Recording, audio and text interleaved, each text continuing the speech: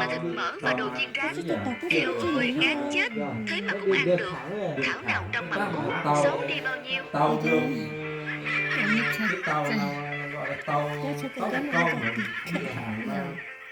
Nhìn cái Linh bây giờ éo ụ, trông xấu quá. Mà sao dạo này cậu ấy lại ăn nhiều thế không biết.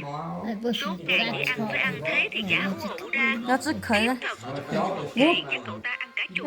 삐로 그래 또 아니 좀 배에 좋은 거 Có khi cậu ta mắc một hội chứng gì đó đấy.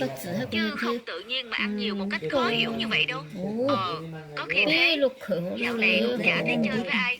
Suốt ngày chỉ biết thích ăn với ăn thôi À à. thôi cô nó khởi dục Các em kia, thân cô nó đề khởi bài dục kiểm kia, tra nhưng của mà lý chúng ta sư là lần nó này có sẽ là một đề bài mở. tao nó cũng Vì khởi vậy, dục cô kia. cho làm bài ở nhà nhé. Các Và em cho hãy mày làm thì một cho bài nó bên sao? với chủ đề hãy viết Rau về khởi 좋아해 và khao khát 저 nhất 딴 của 놈 em. 많이 Ngày 쳐, mai 저 nộp lại 미스 cho cô nhé. 쳐봤어. Đề bài hay đấy nhỉ? 저 밑에 띠 띠는 저도 제 띠, 침수는 À tính nó tối đâu. 이건 띠 저기 Các em có biết bạn ấy xin nghỉ học một thời gian vì lý do gì không?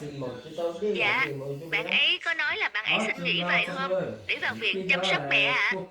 Đúng vậy, nhưng các em à, bạn ấy không đơn giản là nghỉ để vào thăm mẹ, mà bạn ấy đã làm một điều khác 이거를 lớn hơn gấp nhiều lần 어. mà mới đây 빨리 봐. cô vừa mới biết.